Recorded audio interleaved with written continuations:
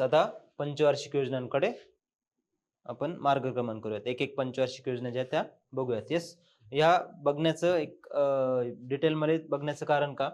कारण ह्यातून जे आहे ते प्रश्न विचारले जातात किंवा ही जी योजना आहे, समजा इंदिरा आवास योजना असेल किंवा दशलक्ष वीरांची जी योजना असेल किंवा इतर ज्या योजना आहेत, एम.जी. नरेगा सारखी स्कीम असेल, तर त्या ज्या योजना आहेत त्या कोणत्या पंचवार्षिक योजनेच्या दरम्यान राबवण्यात आलेल्या होत्या ते विचारू शकतायत किंवा 5व्या पंचवार्षिक योजनेची उद्दिष्टे काय होती किंवा त्या काळात ज्या ते कुठल्या संस्था एस्टॅब्लिश करण्यात आल्या होत्या. हे प्रश्न UPSCला विचारले गेले, MPSCला विचारले गेलेत. येस, किंवा त्यांचा क्रम लावण्यास विचारला जातो. तुम्हाला क्रम लावण्यास जो आहे तो विचारला जातो.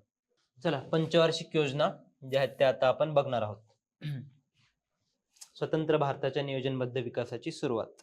चलो, पहिली पंचवार्षिक योजना 1951 ते 1956 जी आहे ती आता आपण सुरुवात करूयात. बघा, त्यामध्ये आता समजून घेताना आपल्याला काय तर त्याचं प्रतिमान आणि आधार कोणतं होतं की कोणत्या संकल्पनेवर जी आहे ती तिथे तयार केली गेली होती, त्याचं उद्दिष्ट काय, त्यामध्ये एस्टॅब्लिश केलेले प्रोजेक्ट्स कोणते, त्याचं परफॉर्मन्स काय जे आहे ते आपण आता समजून घेणार आहोत. येस, प्रतिमान आणि मुख्य उद्दिष्टे. तर पहिल्या पंचवार्षिक योजनेचं लक्ष ठेवायचं हॅरोल्ड डोमर प्रतिमान. येस, म्हणजे एक प्रतिमान म्हणजे काय असतं की इकॉनॉमिक जे अर्थतज्ञ असतात त्यांनी सांगितलेलं असते की योजना जी आहे ती कशा प्रकारे राबवली गेली पाहिजे.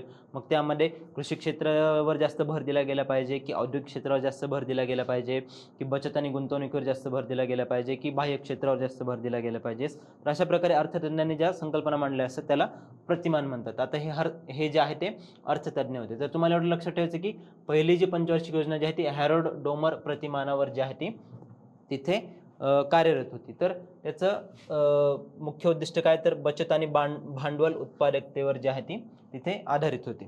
येस, बचत आणि भांडवल उत्पादकतेवर जी आहे ती तिथे आधारित होते. मग त्यामध्ये मुख्य उद्दिष्टे काय आहे तर अन्नधान्याची स्वयंपूर्णता. येस, अन्नधान्याची स्वयंपूर्णता जी आहे ती घडवून आणणे. कारण फाळणीमुळे त्यावेळेस बघा फाळणी अगदी ताजी होती, त्यामुळे पंजाबचा जो सुपीक भाग आहे तो पाकिस्तानकडे गेला व त्यामुळे भारतामध्ये अन्नाचा जो आहे तो मोठ्या प्रमाणात तुटवडा जो आहे तो तिथे होणार होता. येस, नंतर दुसरं काय तर कृषी विकास, सिंचन व शेतीमध्ये सुधारणा घडवून आणणे. सिंचन व शेतीमध्ये सुधारणा.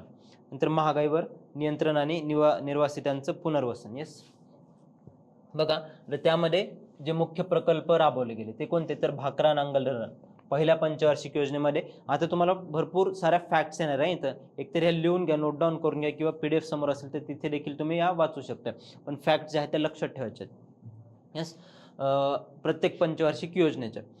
तर पहिल्या पंचवार्षिक योजनेमध्ये भाकरा नांगल धरण कुठे तर सतलज नदीवर बांधण्यात आलं पंजाबमध्ये. हिराकूड धरण कुठे तर महानदी जी आहे ती ओडिशामध्ये बांधण्यात आलं. हिराकूड धरण महानदी वर बांधण्यात आलं. येस, ओडिशामध्ये. दामोदर खोरे जे आहे ते दामोदर व्हॅली डेव्हलपमेंट प्रोजेक्ट जो आहे तो कुठे राबवण्यात आला तर दामोदर नदीवर, तो पश्चिम बंगालमध्ये.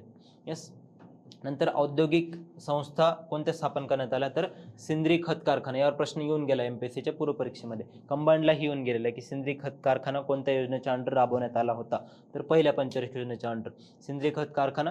रिसेंटली आय थिंक मागच्या 2 वर्षापूर्वी गव्हर्नमेंटने तो परत एकदा रिनोव्हेशनसाठी पण घेतला. मधल्या काळात तो बंद पडला होता, पण परत एकदा रिनोव्हेशनसाठी पण घेतलेला आहे. येस, तो झारखंडमध्ये. नंतर चित्तरंजन लोकोमोटिव्ह वर्कशॉप जे आहे ते चेन्नईमध्ये आणि हिंदुस्थान अँटीबायोटिक्स जे आहे ते पुण्यामध्ये एस्टॅब्लिश करण्यात आलं. येस, आणि नंतर त्यामध्ये विविध जे आहे ते उपक्रम देखील राबवण्यात आले. तर कोणते? सामुदायिक विकास कार्यक्रम CDP community development programmes. 2 October 1952ला ग्रामीण सर्वांगीण विकासासाठी जे आहे ते हा प्रोग्राम सुरू करण्यात आला. कम्युनिटी डेव्हलपमेंट प्रोग्राम, सामुदायिक विकास कार्यक्रम कधी तर 2 ऑक्टोबर 1952 रोजी जो आहे तो त्याची सुरुवात करण्यात आली. नंतर आर्थिक कामगिरी आणि संस्था. येस, आर्थिक कामगिरी कशा प्रकारे होती? लक्ष काय होतं पहिल्या योजनेद्वारे? लक्ष 2.1% जे आहे ती GDP मध्ये वाढ झाली पाहिजे. प्रत्यक्ष वाढ किती झाली? 3.6%. म्हणजे आपण म्हणू शकतो की लक्षाधारित उद्दिष्टापेक्षा जे आहे ते प्रत्यक्ष वाढ जास्त झाली आणि 18% राष्ट्रीय उत्पन्नात जी आहे ती वाढ झालेली आहे. येस, हे 2 आकडे फक्त लक्षात ठेवा पहिल्या योजनेचे. मी सांगेल काय काय लक्षात ठेवायचं आहे, काय काय नाही, ते महत्त्वाचं. येस, नंतर SBI जे आहे स्टेट बँक ऑफ इंडिया 1955ला तिचं राष्ट्रीयकरण करण्यात आलं. इम्पिरियल बँकेचे राष्ट्रीयकरण जे आहे ते करण्यात आलं. मग त्यामध्ये ग्रामीण बँकिंगचा विस्तार करण्यात आला. इम्पिरियल बँक होती आधी तिला 1955ला राष्ट्रीयकरण करून 1955 साली SBI अस्तित्वात आली. येस, ICICI जे आहे ती देखील 1955ला स्थापन करण्यात आली. खाजगी उद्योगांना दीर्घकालीन कर्ज देण्यासाठी जे ते जागतिक बँकेच्या सहकार्याने, वर्ल्ड बँकेच्या सहकार्याने ICICI बँकेची स्थापना करण्यात आली. येस, नंतर विद्यापीठ अनुदान आयोग जो आहे तो देखील स्थापन करण्यात आला. युनिव्हर्सिटी ग्रँट्स कमिशन 1953ला जो आहे तो कायदा पारित करण्यात आला. 1953ला कायदा पारित करून जे आहे युनिव्हर्सिटी अनुदान आयोगाची विद्यापीठ अनुदान आयोगाची 1956 पासून प्रत्यक्ष पद्धतीने जी आहे ती सुरुवात झालेली आहे. कायदा 1953ला पास करण्यात आला होता. 1956 पासून त्याची प्रत्यक्ष वर्किंग जे आहे ते मेकॅनिझम चालू झालं होतं. येस, नंतर अजून काय स्थापन करण्यात आलं यात, IIT खडगपूर सारख्या संस्था देखील तिथे स्थापन करण्यात आल्या. पहिला हे एकदा बघून घ्या जस्ट. पहिल्या नियोजन आयोगाचे जे आहे ते तुम्हाला सांगितलं होतं की उपाध्यक्ष कोण होते, तर गुजारीलाल नंदा. दुसरी पंचवार्षिक योजना. येस, दुसरी पंचवार्षिक योजना. आता ह्या योजना ज्या आहेत 1 एप्रिल आर्थिक वर्ष ते 31 मार्च पर्यंत असायची. येस, 31 मार्च पर्यंत असायच्या ह्या योजना. ओके, दुसरी पंचवार्षिक योजना ही महाल नोबीस प्रतिमानावर आधारित होती. यामध्ये 4 क्षेत्रीय प्रतिमान होतं. जड उद्योगांवर भर, जलद औद्योगिकरण, पोलाद व यंत्र. पहिली योजना कशी कृषी क्षेत्रावर आधारित होती, त्याच प्रकारे जी आहे ती दुसरी पंचवार्षिक योजना जी आहे ती औद्योगिकरणावर आधारित होती. येस, ही योजना महाल नोबीस, PC महाल नोबीस जे आहे ते यांना फादर ऑफ इंडियन स्टॅटिस्टिक्स असं म्हटलं जातं. स्टॅटिस्टिशियन होते ते, यांच्या प्रतिमानावर आधारित होती. येस, त्यामध्ये त्यांचं प्रतिमान काय सांगतं, तर जलद औद्योगिकरण करणे किंवा जड उद्योगांवर भर देणे, थोडक्यात औद्योगिकरणावर जी आहे ती आधारित होती. येस, समाजवादी रचना. ह्याच काळात जे ते काँग्रेसचं अधिवेशन झालं, आवडी अधिवेशन. येस, त्यामध्ये काँग्रेसने समाजवादी ध्येय जी आहे ती ठरवली. हे एवढं महत्त्वाचं नाही आहे, फक्त एक त्या काळामध्ये ते अधिवेशन झालं होतं म्हणून एक फॅक्ट सांगितले तुम्हाला. आणि ह्यामध्ये राष्ट्रीय उत्पन्न जे आहे ते 5 वर्षात 25% वाढीचं लक्ष ठेवण्यात आलं. बघा, त्यामध्ये आता मुख्य प्रकल्प कोणते होते दुसऱ्या पंचवार्षिक योजनेमध्ये, भिलाई छत्तीसगड येथे जे आहे ते लोह पोलाद उद्योग स्थापन करण्यात आले. लोह पोलाद उद्योग पहिला कुठे, तर भिलाई छत्तीसगड या राज्यामध्ये. तो कोणाच्या मदतीने, कोणत्या देशाच्या, तर सोव्हिएत युनियनच्या मदतीने जो आहे तो तिथे स्थापन करण्यात आला. नंतर दुसरा जो आहे तो रूरकेला ओडिसामध्ये जो आहे तो लोह पोलाद उद्योग जर्मनीच्या मदतीने स्थापन करण्यात आला. जर्मनीच्या मदतीने जो आहे तो स्थापन करण्यात आला. तिसरा जो आहे तो दुर्गापूर पश्चिम बंगालमध्ये ब्रिटनच्या मदतीने जो आहे तो स्थापन करण्यात आला. येस, हे देखील लक्षात ठेवायचं आहे. आणि अणुऊर्जा, होमी भाभा यांच्या अध्यक्षतेखाली अणुऊर्जा आयोगाला देखील तिथे गती देण्यात आली.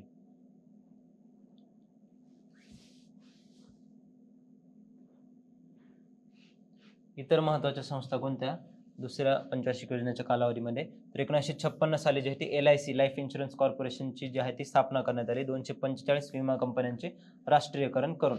1957ला KVIC स्थापन करण्यात आली, khadi village and industries commission. Khadi village industries commission. Yes, ग्रामीण रोजगार व कुटीर उद्योगांना जे आहे ती चालना देण्यासाठी 1957ला. अप्सरा अणुभट्टी जी आहे ती 1956ला सुरू करण्यात आली. कुठे, ट्रॉम्बे या ठिकाणी, मुंबईच्या जवळच आहे. ट्रॉम्बे या ठिकाणी जी आहे ती आशियातील पहिली अणुभट्टी आहे, अप्सरा अणुभट्टी, तर ती देखील चालू करण्यात आली. इंडियन स्टॅटिस्टिकल इन्स्टिट्यूट 1959ला स्थापन करण्यात आली. ह्या योजनेचं लक्ष काय होतं बरं, तर 4.5% जे आहे ते GDP ग्रोथ अचीव करणे. प्रत्यक्ष किती साध्य झाली, प्रत्यक्ष तर 4.27% जी आहे ती प्रत्यक्ष साध्य झाली. ओके,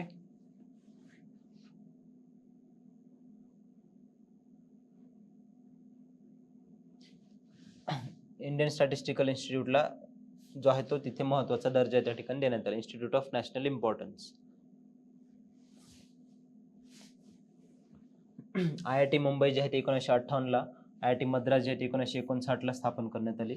UGCला वैधानिक दर्जा देण्यात आला 1956 पासून जे आहे ती या कायद्याद्वारे विद्यापीठ अनुदान आयोगाला वैधानिक दर्जा म्हणजे तिचं ऍक्च्युअल जे वर्किंग आहे ते चालू झालं. 1953ला जो आहे तो फक्त GR द्वारे पास करण्यात आला. 1956ला जे आहे ते वैधानिक दर्जा UGC ला देण्यात आला.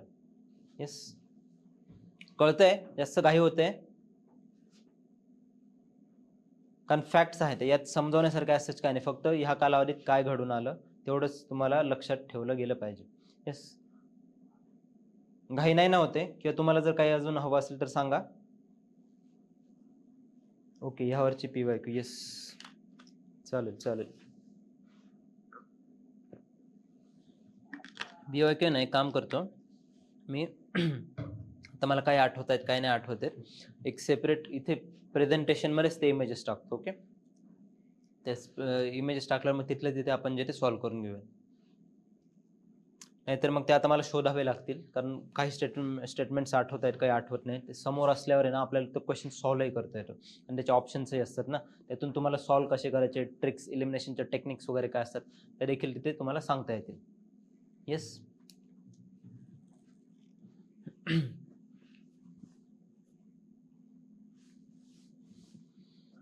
तिसरी पंचवार्षिक योजना. आता तिसरी पंचवार्षिक योजना, यामध्ये जे आहे ते चक्रवर्ती प्रतिमान जे आहे ते राबवण्यात आलं. महालनोबिस प्रतिमानाचा देखील प्रभाव होता.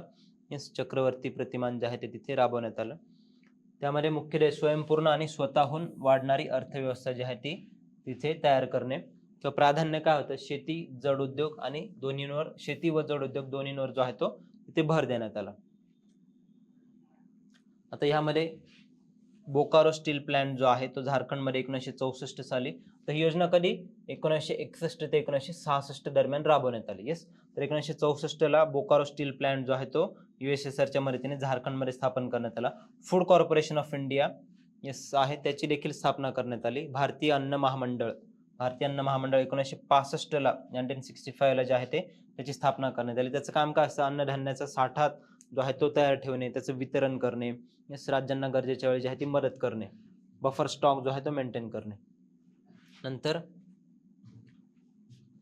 कृषी मूल्य आयोग जो आहे तो ॲग्रिकल्चरल प्राइस कमिशन, त्याची 1965ला स्थापना करण्यात आली. नंतर आता त्याचं commission on agricultural cost and pricing CACP मध्ये त्याचं कन्वर्जन करण्यात आलं. एवढं फक्त लक्षात ठेवा की कृषी मूल्य आयोग जो आहे, कृषी मूल्य आयोग ॲग्रिकल्चरल प्राइसेस कमिशन 1965ला स्थापना करण्यात आलं, त्याची स्थापना करण्यात आली. नंतर IDBI बँक जे आहे ते 1964ला औद्योगिक क्षेत्राला आर्थिक पाठबळ देण्यासाठी जे आहे त्याची स्थापना करण्यात आली. येस, आणि UTI जे आहे ते सामान्यांसाठी गुंतवणूक संधी युनिट ट्रस्ट ऑफ इंडिया 1964ला त्याची स्थापना करण्यात आली.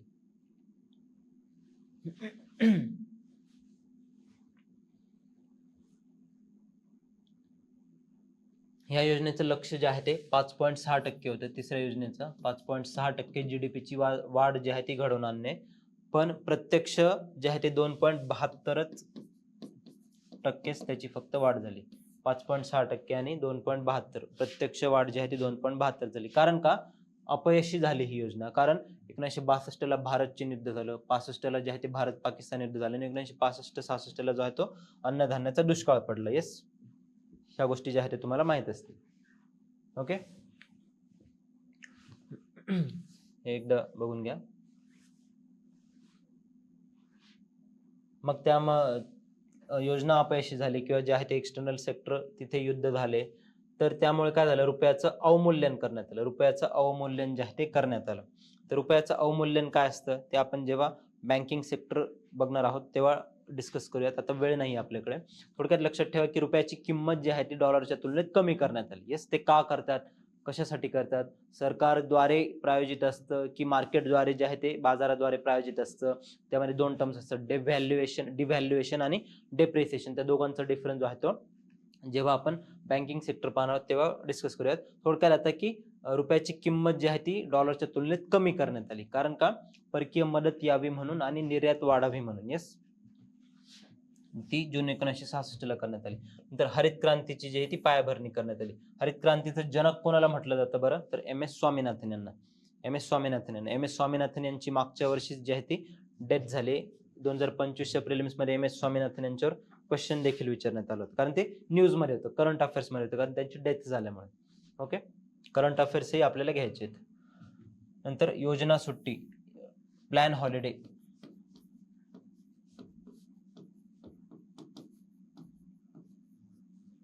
Plan holiday.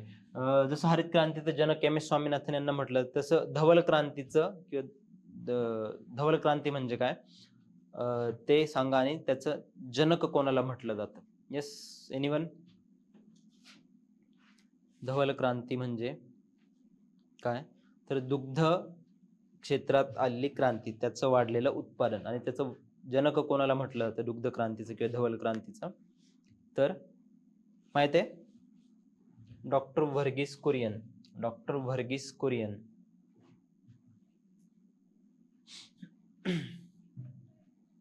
Doctor Verghese Kurien यांना म्हटलं जातं. येस, तर ही प्लॅन हॉलिडे 1966 ते 69, कारण जी संकट आली त्यामुळे चौथी पंचवार्षिक योजना राबवण्यापेक्षा जी आहे ती पंचवार्षिक योजनांना सुट्टी देण्यात आली, योजना सुट्टी म्हणून त्याला म्हटलं जातं, आणि चौथी योजना सुरू न करता आल्याने 3 वार्षिक योजना राबवल्या गेल्या, 1966 ते 67, 67 ते 68 आणि 68 ते 69, अशा 3 योजना ज्या आहेत त्या तिथे राबवल्या गेल्या, म्हणून त्या कालावधीला जे आहे ते प्लॅन हॉलिडे असं म्हटलं जातं. येस, हे देखील एकदा वाचून घ्या तुम्ही. 1 एप्रिल 66 ते 31 मार्च 69 पर्यंत जे आहे ते पंचवार्षिक योजनेऐवजी 3 वार्षिक योजना राबवण्यात आल्या. मग त्यामध्ये दिशादर्शक निर्णय कोणते होते? हरित क्रांती जी आहे ती सुरू करण्यात आली. हरित क्रांतीमध्ये काय असतं की हरित क्रांतीमध्ये अन्नधान्याची, त्याचं उद्दिष्ट काय, तर अन्नधान्यामध्ये स्वयंपूर्णता आणणे, मोठ्या प्रमाणात जे आहे ते त्याचं उत्पादन करणे. तर त्यासाठी काय लागतं बरं? हाय इल्डिंग व्हरायटीज. हाय इल्डिंग व्हरायटीज बियाणे, म्हणजे जे की आधीचं बी बियाणं होतं ते अगदी नैसर्गिक स्वरूपात असल्यामुळे त्यातून येणारं उत्पादन जे आहे ते जास्त नव्हतं.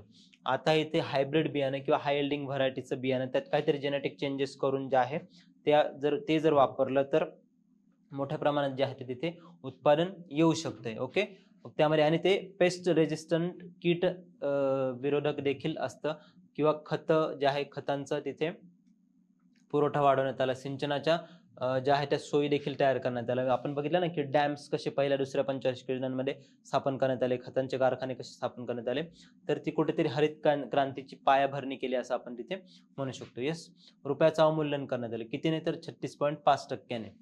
आणि हरित क्रांती जी आहे ती कोणाच्या मार्फत राबवण्यात आली? भारतामध्ये एम एस स्वामीनाथन यांनी, पण मेक्सिकोचे जे सायंटिस्ट आहे नॉर्मन बोरलॉग, त्यांनी सुरुवातीला याच्यावर संशोधन केलं होतं. त्यांनी यावर जे आहे ते संशोधन केलं होतं. येस, त्यामध्ये मेक्सिकन गव्हाच्या वाणांचा भारतात मोठ्या प्रमाणात स्वामीनाथन यांनी वापर केला. जे संशोधन नॉर्मन बोरलॉग यांनी मेक्सिकोमध्ये केलं होतं तेच जे आहे ते स्वामीनाथन यांनी भारतात केलं, किंवा तिथल्या गव्हाच्या वाणांचा जो आहे तो भारतात मोठ्या प्रमाणात तिथे वापर करण्यात आला. मेक्सिकोमध्ये त्यांनी जे आहे जास्तीत जास्त उत्पादन देणाऱ्या गव्हाच्या वाणांचा तिथे किंवा बी बियाण्यांचा जो आहे तो तिथे त्यांनी विकास केला होता. ग्रीन रिव्होल्यूशन, हरित क्रांती, त्याच्याशी रिलेटेड थोडेसे फॅक्ट्स बघूयात. नॉर्मन बोरलॉग जागतिक हरित क्रांतीचे जनक म्हटलं जातं यांना. एम एस स्वामीनाथन यांना भारतीय हरित क्रांतीचं जनक म्हटलं जातं. ज्यावेळेस हरित क्रांती आणली भारतामध्ये 1966ला, त्यावेळेस भारताचे कृषी मंत्री कोण होते, तर सी सुब्रमण्यम. येस, आणि प्राईम मिनिस्टर कोण होते, तर लाल बहादूर शास्त्री. हरित क्रांतीचं जर तुम्हाला मी सांगितलं तर बघा, HYV बियाणे, हाय इल्डिंग व्हरायटीज बियाणे. येस, त्यानंतर रासायनिक खतांचा जो आहे तो मोठ्या प्रमाणात पुरवठा करण्यात आला, सिंचनाच्या सुविधा ज्या आहेत त्या उपलब्ध करण्यात आल्या, कीटकनाशकांचे जे आहे त्या देखील सुविधा उपलब्ध करण्यात आल्या, आणि फार्म मेकॅनायझेशन किंवा शेतीचं जे आहे ते यांत्रिकीकरण करण्यास सुरुवात झाली. शेतीचं यांत्रिकीकरण केल्यामुळे काय झालं, तर जे आहे ते प्रक्रिया जी आहे जलद झाली. या सर्वातूनच जे आहे ते उत्पादन वाढ झालेली आपण बघू शकतोय. भातामध्ये किंवा गव्हामध्ये किंवा इतरही जे तृणधान्य असतील, कडधान्य असतील, येस, किंवा डाळी वगैरे असतील, त्यामध्ये उत्पादनाची वाढ झालेली आपण बघू शकतो. तर आता पहिला टप्पा कोणता बरं हरित क्रांतीचा? 1966 ते 71. ते कुठं? पंजाब, हरियाणा, पश्चिम युपीचा जो प्रदेश आहे ना, त्याला गव्हाचं कोठार म्हटलं जातं, तर तिथे राबवण्यात आला. दुसरा टप्पा 1973 आणि 80च्या दरम्यान. मग त्यामध्ये पहिल्या टप्प्यामध्ये गव्हावर फोकस होता फक्त. दुसऱ्या टप्प्यामध्ये तांदूळ आणि इतर पिके आणि बाकीच्या राज्यांमध्ये देखील त्याचा विस्तार करण्यात आला. अशा 2 टप्प्यांमध्ये जे ती हरित क्रांती राबवण्यात आली. त्याचे परिणाम काय झाले, तर अन्न स्वयंपूर्णता, शेतकऱ्यांचे उत्पन्न वाढले, रोजगार निर्मिती झाली. नकारात्मक परिणाम काय झाले, तर प्रादेशिक असमतोल, पर्यावरण, पीक विषमता आणि सामाजिक विषमता. आता मुख्य परीक्षेमध्ये विचारले गेलेत प्रश्न, हरित क्रांतीचे परिणाम सांगा किंवा त्याचा फायदा काय झाला ते सांगा. दुसरी हरित क्रांती म्हणजे काय? येस, पूर्वपरीक्षेच्या दृष्टीने तुम्हाला फॅक्ट्स लक्षात ठेवायचे. दुसरी हरित क्रांती, येस, दुसऱ्या हरित क्रांतीमध्ये शाश्वत शेतीकडे वाटचाल, त्यावर भर देण्यात आला. बघा, पहिल्या हरित क्रांतीचे निगेटिव्ह परिणाम काय होते, नकारात्मक परिणाम, की जमिनीचा कस कमी झाला, कारण रासायनिक खत मोठ्या प्रमाणात वापरली गेली ना कीटकनाशकांसाठी. सिंचनाच्या सुविधा ज्या आहेत त्या अतिशय जास्त प्रमाणात वापरल्या गेल्या, त्याच्यामुळे ग्राउंड वॉटर लेवल जी असते, भूजल पातळी जी आहे ती खालावली. येस, किंवा पीक विषमता असल्यामुळे फक्त काही पिकांवरच तिथे फोकस ठेवण्यात आला, गहू आणि तांदूळ. त्याच्यामुळे जे आहे ते कडधान्य किंवा तेलबिया किंवा हॉर्टिकल्चरल क्रॉप्स जे म्हणतो आपण, फळं पालेभाज्या, त्यांच्याकडे दुर्लक्ष करण्यात आलं. सामाजिक विषमता देखील वाढली. हरित क्रांतीचा सगळ्यात जास्त फायदा कोणाला झाला असेल तर तो जे श्रीमंत शेतकरी होते, ज्यांच्याकडे ही सर्व संसाधने होती. कोणती संसाधने? ही जी सर्व संसाधने होती त्यांनाच फक्त फायदा झाला. पण तुम्हाला माहिती आहे, भारतामध्ये जवळपास 85 ते 86% आसपासची नीती आयोगाचा अधिकृत आकडा आहे, ऑथेंटिक फिगर आहे. 85% आसपास 85% लोकसंख्या जी आहे, 85% शेतकरी जे आहे ते सूक्ष्म व लघु शेतकरी आहेत किंवा अल्पभूधारक शेतकरी आहेत. येस, तर त्यांना त्याचा प्रत्यक्ष पद्धतीने फायदा पोहोचला नाही. ज्यांच्याकडे संसाधनं होती 15% शेतकऱ्यांनीच त्याचा फायदा घेतला. येस, त्याच्यामुळे जी आहे ती सामाजिक विषमता वाढलेली आपण बघू शकतो. ओके, त्याच्यामुळे तुम्ही जर बघितलं, वेस्टर्न युपीचा भाग जो आहे तो बऱ्यापैकी डेव्हलप्ड आहे, पण ईस्टर्न युपीकडे जसं जाता, बिहारकडे जसं जाता किंवा हरियाणाचा देखील काही भाग जो आहे तो तिथे अविकसित आहे असं आपण त्याला म्हणू शकतो. येस, पंजाब सारखी राज्य जे श्रीमंत झाली, पण बाकी जो भाग आहे तो देखील तिथे मागे राहिला. तर त्याच्यावरच उपाय म्हणून जे आहे ते सेकंड ग्रीन रिव्होल्यूशन जे आहे ते त्याला आणलं गेलं. एव्हरग्रीन रिव्होल्यूशन असं म्हणतात त्याला. ते टप्प्याटप्प्याने आणले गेले, त्याचा असा काही ठराविक कालावधी नाही. टप्प्याटप्प्याने ज्या योजना शासनाने आणल्या कृषी क्षेत्रामध्ये, त्याच्याद्वारे सेकंड ग्रीन रिव्होल्यूशन जे आहे ते आणलं गेलं. त्याला एव्हरग्रीन रिव्होल्यूशन असं देखील म्हटलं जातं. मग त्यामध्ये काय, की शाश्वत शेतीकडे वाटचाल, जसं की सेंद्रिय शेती जी आहे त्याचा उपयोग करणे. येस, झिरो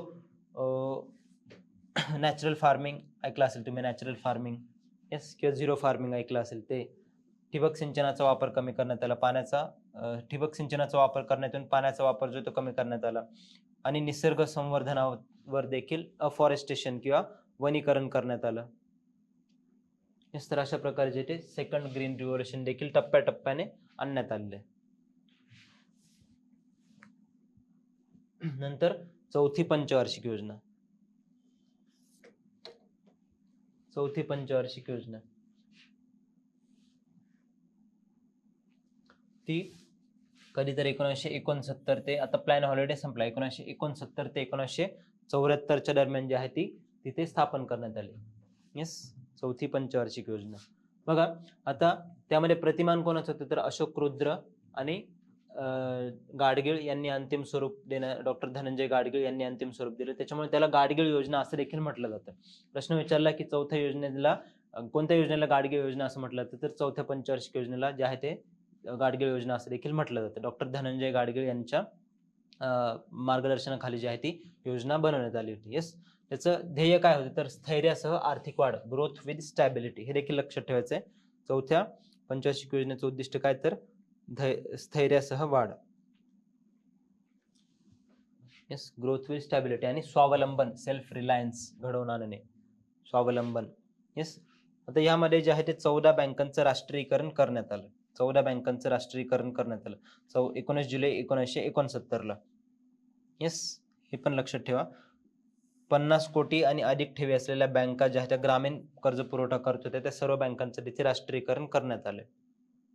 येस, अर्थव्यवस्थेवर सामान्य जनतेची पकड मजबूत करण्यासाठी ग्रामीण भागात कर्ज पुरवठा करण्यासाठी जे आहे ते 14 बँकांचं, ज्या बँकांचं व्हॅल्युएशन 50 कोटीहून अधिक होतं, याकडे देखील लक्षात ठेवायचे. तर त्यांचं जे आहे ते राष्ट्रीयकरण करण्यात आलं. हरित क्रांतीचा विस्तार करण्यात आला. येस, विस्तार म्हणजे काय तर सेकंड ग्रीन रिव्होल्यूशन बघितलं आपण. नंतर MRTP कायदा आणला गेला 1969. MRTP कायदा काय आहे बरं आता? Monopolies and restrictive trade practices act. Yes, monopolies आणि रेस्ट्रिक्टिव्ह ट्रेड प्रॅक्टिसेस ऍक्ट. तो कशासाठी 1969 आणला गेला? अर्थव्यवस्थेवर नियंत्रण ठेवण्यासाठी एक महत्वाचा कायदा होता.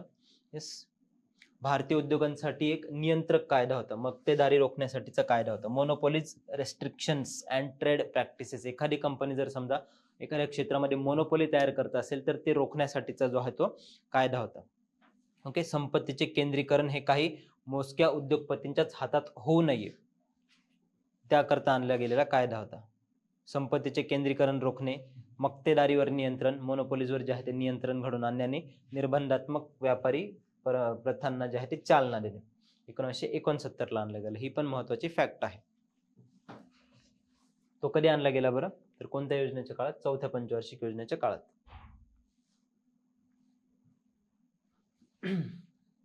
आता इथे देखील मुख्य आव्हाने कोणती होती? भारत पाकिस्तान युद्ध झालं 1971. निर्वासितांचं संकट, बांगलादेशमध्ये जी मुक्तिवाहिनी सेना च्या माध्यमातून जे आहे ते निर्वासितांचं संकट देखील तयार झालं. मुक्तिवाहिनी सेनेच्या माध्यमातून भारताने बांगलादेशला स्वातंत्र्य मिळवून दिलं. पण तिथून जे आहे स्वातंत्र्य मिळाल्यानंतर बऱ्यापैकी निर्वासित जे आहे ते भारताच्या पूर्वोत्तर भागामध्ये सेटल झाले. नंतर तेल संकट देखील आलं जागतिक स्तरावर. जागतिक स्तरावर. आता इथे महत्वाचे प्रकल्प कोणते होते ह्या काळामध्ये? बघा, कुटुंब नियोजनावर भर देण्यात आला, लोकसंख्या नियंत्रणावर. नंतर दुग्ध क्रांती जी 1970 ला आली. Operation flood doctor Verghese Kurien यांच्या मार्गदर्शनाखाली जे ते धवल क्रांती किंवा दुग्ध क्रांती किंवा ऑपरेशन फ्लड तिघांपैकी काही शब्द वापरा. 1970 ला डॉक्टर व्हर्गीस कुरियन यांच्या अंडर. नंतर पोखरण चाचणी जी आहे ती देखील 18 मे 1974 ला घडवून आणली गेली. पहिली शांततापूर्ण अणुचाचणी 18 मे 1974 ला जी आहे ती पोखरण चाचणी घडवून आणण्यात आली. त्याला स्माइलिंग बुद्धा या कोड नेमने म्हटलं जात होतं. हे कोड नेम वापरलं जात होतं. स्माइलिंग बुद्धा, पोखरणची चाचणी, पहिली अणुचाचणी. यात लक्ष्य वाढ जी आहे ती 5.7% आणि प्रत्यक्ष वाढ 3.3% झाली. हे आता प्रत्येक योजनेचं लक्ष ठेवण्याची गरज आहे का? नाही. येस, ट्रेंड लक्षात ठेवा की कोणत्या योजनेमध्ये लक्षाधारित उद्दिष्टापेक्षा अतिरिक्त उद्दिष्ट साध्य केले गेले. पहिल्या योजनेत जसं पाहिलं आपण, पहिल्याचं लक्षात ठेवा, 11व्याचं लक्षात ठेवा, 12व्याचं लक्षात ठेवा, मधल्यांचं नाही ठेवलं तरीही चालेल. 5वी पंचवार्षिक योजना होता. थोडा ब्रेक घ्यायचा आहे, ती कंटिन्यू करायचं आहे. मी सुरुवातीलाच सांगितलं तुम्हाला आजचं लेक्चर थोडं डेन्स होणार आहे. भरपूर साऱ्या फॅक्ट्स येतील, योजना येतील. कधी? तर 1974 ते 1979च्या दरम्यान जी आहे ती आखण्यात आली. येस, त्याचं मुख्य उद्देश काय होतं? तर गरिबी निर्मूलन किंवा गरिबी हटाव आणि आर्थिक स्वावलंबन जे आहे ते घडवून आणणे. त्यामध्ये आता हे लक्षात ठेवायचं आहे, महत्वाचे कार्यक्रम कोणते? तर 20 कलमी कार्यक्रम जो आहे तो 1975 ला राबवण्यात आला. 20 कलमी कार्यक्रम जो आहे तो 1975 ला. मग त्यामध्ये गरिबी दूर करणे, राहणीमानात सुधारणा करणे, गरिबी निर्मूलनासाठीचा जो आहे तो कार्यक्रम होता. येस. नंतर प्रादेशिक ग्रामीण बँका, रिजनल रुरल बँक्स, RRBs ऐकला असेल तुम्ही, त्या 2 ऑक्टोबर 1975 ला तिथे सेटअप करण्यात आलं. मग त्यामध्ये ग्रामीण गरीब व शेतकऱ्यांना कर्ज पुरवठा करणे हे त्यांचं उद्दिष्ट होतं. येस, आवाज येतोय ना? ओके. 2 ऑक्टोबर 1975 ला. नंतर मिनिमम नीड्स प्रोग्राम किंवा किमान गरजा कार्यक्रम हा देखील 5व्या योजनेच्या अंतर्गत राबवण्यात आला. नंतर कामाच्या बदल्यात अन्न, फूड फॉर वर्क योजना देखील राबवण्यात आली. ह्या योजना ज्या आहेत त्या कोणत्या, ह्या ज्या स्कीम्स आहेत त्या कोणत्या पंचवार्षिक योजनेच्या अंडर राबवण्यात आल्या हे देखील तुम्हाला तिथे लक्षात ठेवायचं आहे. आता राजकीय पेच प्रसंग कोणते होते बरं? आणीबाणी 1975 ते 77 च्या काळात जी आहे ती आणीबाणी लावण्यात आली होती. येस. मग तिथे नंतर योजना बरखास्त करण्यात आली. रोलिंग प्लॅन जे आहे ते सुरू करण्यात आले. ही योजना 5 वर्षांऐवजी फक्त 4 वर्ष 1974 ते 78 पर्यंत चालली. 1 वर्ष जी आहे ती आधीच संपुष्टात आली. आर्थिक कामगिरी जर तुम्ही बघितलं तर लक्ष्य 4.4% होतं, प्रत्यक्ष 4.8%. राजकीय अस्थिरता असूनही लक्ष्य यशस्वीपणे पार केले. येस, 4.4% आणि 4.8%. ही त्यामुळेच सांगतो की पहिली योजना, 5वी योजना जी आहे ती अपेक्षित लक्ष्यापेक्षा जे आहे ते साध्य उद्दिष्ट जे आहे ते मोठ्या ते जास्त होतं. तर ते लक्षात ठेवायचं तुम्हाला.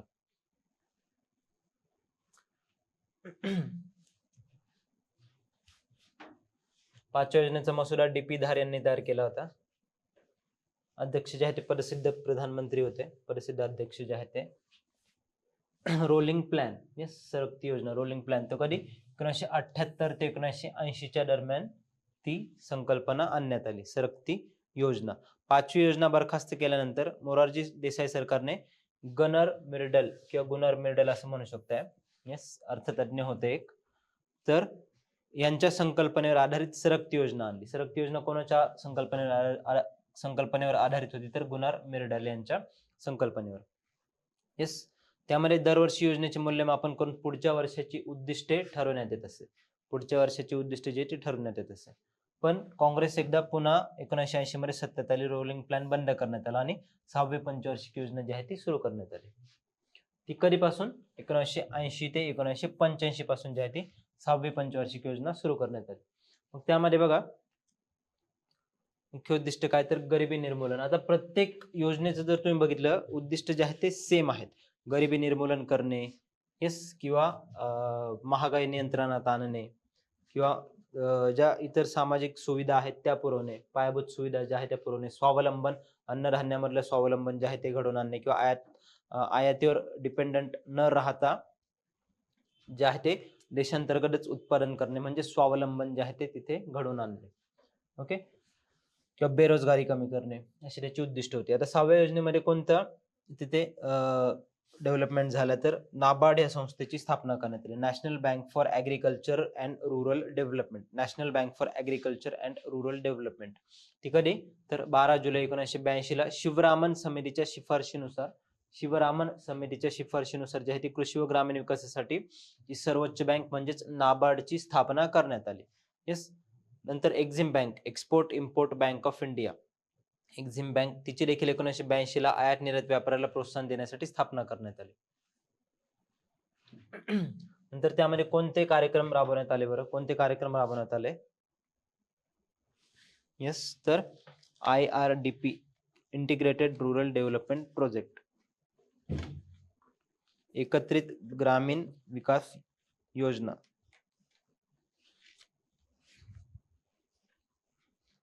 एकात्मिक ग्रामीण विकास कार्यक्रम, 2 ऑक्टोबर 1980 ला सुरू करण्यात आला. येस, नंतर ट्रायसेम जे आहे ते रुरल युथला जे आहे ते employment training rural youth in self employment, ग्रामीण तरुणांना स्वयंरोजगार प्रशिक्षण देण्यासाठी जे आहे ते ट्रायसेम उपाययोजना राबवण्यात आल्या. नंतर जे आहे NREP, national rural employment programme, राष्ट्रीय ग्रामीण रोजगार कार्यक्रम राबवण्यात आला. नंतर बँकांचं राष्ट्रीयकरण करण्यात आलं. एक सांगितलं होतं कधी, 1969 ला. दुसरा आता कधी, 15 एप्रिल 1980 ला दुसऱ्या टप्प्यात 6 बँकांचं राष्ट्रीयकरण करण्यात आलं. येस, आर्थिक कामगिरी लक्ष्य 5.2% होतं, प्रत्यक्ष साध्य 5.7% झालं. येस, अत्यंत यशस्वी योजना होती, कारण का, कृषी क्षेत्रातील चांगली कामगिरी आणि औद्योगिक वाढ जी आहे ती कारणीभूत ठरली याला. चलो आता 7वी पंचवार्षिक योजना. 7वी पंचवार्षिक योजना, त्यामध्ये बघा फूड वर्क अँड प्रोडक्टिव्हिटी ही त्याची थीम होती. फूड वर्क अँड प्रोडक्टिव्हिटी, अन्न, रोजगार व उत्पादकता हे त्याचं घोषवाक्य होतं. येस, कधी राबवण्यात आली? 1985 ते 1990 च्या दरम्यान जी आहे ती योजना राबवण्यात आली. 1 एप्रिल 1985 ते 31 मार्च 1990. येस, त्यामध्ये सामाजिक न्याय प्रस्थापित करून उत्पादकता वाढवणे आणि रोजगार निर्मिती करणे. येस, तर इंदिरा आवास योजना राबवलेल्या योजना कोणत्या? यात इंदिरा आवास योजना 1985-86 ला गरिबांना घरे उपलब्ध करून देण्यासाठी सेबीची स्थापना करण्यात आली. 1988 ला शेअर बाजारामध्ये नियंत्रण आणण्यासाठी सेबीची स्थापना कधी? तर 1988 ला. सुरुवातीला एक्झिक्युटिव्ह रिझोल्युशन किंवा गव्हर्नमेंट रिझोल्युशनच्या माध्यमातून, नंतर वैधानिक दर्जा जो आहे तो स्टॅच्युटरी बॅकिंग जे आहे ते 1992 ला कायदा पारित करून त्याला वैधानिक दर्जा जो आहे तो देण्यात आला. नंतर दशलक्ष विहिरी योजना जी आहे ती सिंचनासाठीची जी योजना आहे, सिंचनासाठीची योजना, मिलियन वेल्स स्कीम, ग्रामीण भागात सिंचन सुविधांचा विकास करण्यासाठी जी आहे ती योजना राबवण्यात आली. मग त्यामध्ये आधीचा जो राष्ट्रीय ग्रामीण रोजगार प्रोग्राम होता तो, आणि इतरही ज्या अनेक योजना होत्या जसे की RLEGP, हे लक्ष ठेवण्याचं काम नाही, तर त्यांचं एकत्रीकरण करून जी आहे ती दशलक्ष विहिरींची योजना जी आहे ती इथे स्थापन करण्यात आली. येस, किंवा ती योजना जी आहे ती आखण्यात आली. नंतर जवाहर रोजगार योजना 1989 ला ग्रामीण बेरोजगारी दूर करण्यासाठी जवाहर रोजगार योजना जी आहे ती इथे आणली गेली. आणि पुनर्गठित 20 कलमी कार्यक्रम देखील 1986 ला सुरू करण्यात आला. पुनर्गठित 20 कलमी कार्यक्रम 1986 ला सुरू करण्यात आला. याच कालावधीत जी आहे ती संगणक क्रांती देखील घडून आलेली आपण बघू शकतो. संगणक क्रांती कोणत्या योजनेच्या कालखंडामध्ये, तर 7व्या पंचवार्षिक योजनेच्या कालखंडामध्ये संगणक क्रांती घडून आली. त्यामध्ये परकीय चलन संकट तयार झालं, मग आयात वाढ, निर्यात कमी, त्यामुळे बॅलन्स ऑफ पेमेंट्स क्रायसिस जे आहे ते तयार झालं. येस, एक्सटर्नल सेक्टर बाह्य क्षेत्र जेव्हा लेक्चर घेणार आहोत आपण तेव्हा डिटेलमध्ये बघूयात ते. त्याचाच परिणाम म्हणून LPG देखील आणण्यात आलं होतं. लिबरलायझेशन, प्रायव्हेटायझेशन आणि ग्लोबलायझेशन. नंतर राजकीय अस्थिरता देखील होती. 1951 नंतर केंद्रात अस्थिरता देखील होती. कारण का, कोॲलिशन गव्हर्नमेंट्स जे आहे ते तिथे मोठ्या प्रमाणात येत होते. कोॲलिशन गव्हर्नमेंट्स, येस, त्यामुळे जी राजकीय अस्थिरता होती त्याच एक परिपाक म्हणून वार्षिक योजना आणल्या गेल्या. ओके, राजकीय अस्थिरता की अल्पकालीन सरकारी होती, त्याच्यामुळे 8वी योजना जी आहे ती अंतिम होत नव्हती. परकीय चलन संकट होते. भारतामध्ये फक्त 2 आठवडे पुरेल एवढंच त्या ठिकाणी चलन शिल्लक होतं. म्हणजे 2 आठवड्यात करताच गोष्टी ज्या आहेत त्या वस्तू व सेवा ज्या आहेत त्या आयात करता येतील एवढंच गंगाजळी जी आहे ती भारताकडे, भारतीय रिझर्व्ह बँककडे जी आहे ती शिल्लक होती. सनी गल्फ वॉर देखील झालं होतं. 1990 मध्ये इराक कुवेत युद्ध झालं, त्याच्यामुळे तेलाच्या किमती देखील प्रचंड वाढल्या. म्हणूनच इंटरनल फॅक्टर्स आणि एक्सटर्नल फॅक्टर्स याच्यामुळे भारतावरचं जे आहे ते संकट, आर्थिक संकट मोठ्या प्रमाणावर होतं. त्यातूनच 1991 ला कोणता निर्णय घेतला गेला, तर LPGचा निर्णय जो आहे तो तिथे घेतला गेला. व त्याचाच परिणाम म्हणजेच की काय, बघा आता LPG सुधारणा 1991 ला आणल्या गेल्या. डॉक्टर मनमोहन सिंग हे त्यावेळेसचे अर्थमंत्री होते. रुपयाचं अवमूल्यन करण्यात आलं. 2 टप्प्यांमध्ये. पहिल्यांदा एकदा रुपयाचं अवमूल्यन आपण कधी बघितलं, 1966 ला, तिसऱ्या योजनेनंतर. दुसऱ्यांदा कधी केलं, तर ते 1991 साली 2 टप्प्यात केलं गेलं. येस, म्हणजे रुपयाची जी किंमत आहे ती कमी करणे डॉलरच्या तुलनेमध्ये. सोनं जे आहे ते गहाण ठेवण्यात आलं RBIच्या मार्फत. नंतर SIDBI, small industries development bank of India 1990 ला स्थापन करण्यात आली. याचं हेडक्वार्टर कुठे, तर लखनौला आहे. येस, लखनौला आहे. लघु उद्योग विकास बँक जी आहे ती देखील स्थापन करण्यात आली. थोडंसं फास्ट होतंय पण आपल्याकडे पटापट कव्हर करण्यासाठी, कारण भरपूर टॉपिक जे आहेत इकॉनॉमिक्स मधले कव्हर करायचे, अजून दुसरा विषयही आहे तो चालू करायचा आहे, त्यामुळे क्विकली बघूयात आपण. म्हणूनच हे सर्व जे आहे ती आर्थिक राजकीय संकट होती, त्याकरताच 8वी योजना जी आहे तिच्यात विलंब होत होता. म्हणूनच 2 ज्या आहेत त्या वार्षिक योजना तिथे आणल्या गेल्या. फर्स्ट प्लॅन एप्रिल 1990 ते मार्च 1991, सेकंड प्लॅन एप्रिल 91 ते मार्च 92 दरम्यान जे आहे ते तिथे आणण्यात आले. बघा आता आपण प्लॅन हॉलिडे पाहिले. प्लॅन हॉलिडे कधी होते, 1966 ते 69 दरम्यान. येस, नंतर सरकती योजना रोलिंग प्लॅन 1978 ते 1980 दरम्यान होते. आणि वार्षिक योजना अॅन्युअल प्लॅन्स कधी होते, ते 1990 ते 92 दरम्यान होते. 2 अॅन्युअल प्लॅन्स. येस, त्यामध्ये मुख्य भर कशावर होता, तर फिस्कल डेफिसिट कमी करणे. कारण आयातीवर अवलंबित्व भारताचं असल्यामुळे, निर्यात कमी असल्यामुळे फिस्कल डेफिसिट जो आहे, पैसा बाहेर अतिरिक्त जात होता आयातीमधून आणि निर्यातीमधून पैसा येणारा कमी होता. त्यामुळे ट्रेड डेफिसिट वाढले, त्यामुळे फिस्कल डेफिसिट वाढले. या सर्व संकल्पना राजकोषीय तूट जेव्हा बजेट सेशन घेणार आहोत आपण तेव्हा बघणार आहोत. येस, बजेटच्या सेशन मध्ये की राजकोषीय तूट म्हणजे काय असतं, किंवा महसुली तूट म्हणजेच काय असतं, रेव्हेन्यू डेफिसिट म्हणजे काय असतं, प्राथमिक तूट किंवा प्रायमरी डेफिसिट म्हणजे काय असतं, ट्रेड डेफिसिट व्यापारी तूट म्हणजे काय असतं, त्यांचं एकमेकांचं कोरिलेशन जे आहे ते. तुर्तास एवढं लक्षात ठेवा की राजकोषीय तूट किंवा फिस्कल डेफिसिट जे आहे ते तिथे वाढलेलं होतं. येस, नंतर आता आली 8वी पंचवार्षिक योजना. तिथे आता 8वी पंचवार्षिक योजना बघा आता सूचकात्मक नियोजन, इंडिकेटिव्ह प्लॅनिंग करण्यात आलं. कारण का, इथे अर्थव्यवस्था जी आहे ती बाह्य क्षेत्राला, खाजगी क्षेत्राला जे आहे ती तिथे ओपन झाली. त्यामुळे जे ते 8वी पंचवार्षिक योजना 1992 ते 1997 दरम्यान राबवण्यात आली. रावमोहन प्रतिमान असं त्याला म्हटलं जातं. म्हणजेच त्यावेळेचे पंतप्रधान नरसिंह राव आणि अर्थमंत्री डॉक्टर मनमोहन सिंग, येस, त्यांच्याद्वारे सूचकात्मक नियोजन करण्यात आलं. सरकार नियंत्रकाऐवजी सुलभ करता रेग्युलेटर कडून फॅसिलिटेटरकडे गेलं सरकार. येस, रेग्युलेटर कडून फॅसिलिटेटरकडे गेलं. सरकार नियंत्रकाऐवजी सुलभ करता झालं. खाजगी क्षेत्राला मोठा वाव मिळाला. मग त्यामध्ये फोकस कशावर होता, तर मानव संसाधन विकास. येस, मानव संसाधन विकास, रोजगार निर्मिती, लोकसंख्या नियंत्रण आणि पायाभूत सुविधा.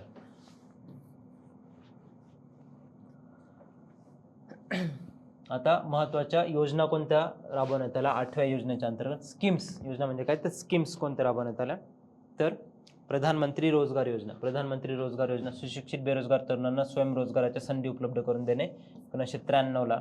येस. महिला समृद्धी योजना 1993ला. महिला कोष स्थापन करण्यात आला. महिला कोष.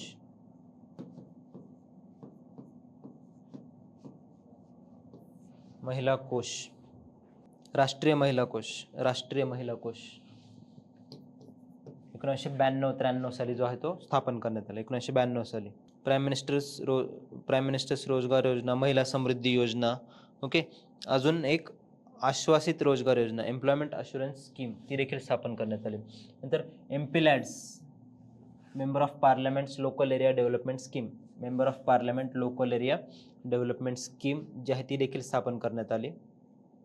एमपीलॅड्सवर जो आहे तो प्रश्न देखील विचारण्यात आलेला आहे UPSCमध्ये. तो एकदा मी तुम्हाला सांगतो फक्त बघून. त्याच्या आधी योजनेबद्दल थोडक्यात माहिती, कारण ही आता सध्या पण न्यूजमध्ये होती, कंटिन्युअसली न्यूजमध्ये असते. येस. त्यामध्ये काय असतं ना की प्रत्येक खासदाराला, राज्यसभेचा खासदार असू द्या किंवा विधानसभेचा, yes, member of parliament local area development scheme, राज्यसभेचा खासदार असू द्या किंवा लोकसभेचा खासदार, येस, त्यामध्ये त्यांना दरवर्षी 5 करोडचा जो आहे तो निधी दिला जातो. वार्षिक निधी जो आहे तो 5 करोडचा तिथे दिला जातो. तो त्यांनी त्यांच्या कॉन्स्टिट्युएन्सीमध्ये कुठल्या कामांवर खर्च करायचा ते ठरवावं लागतं. येस.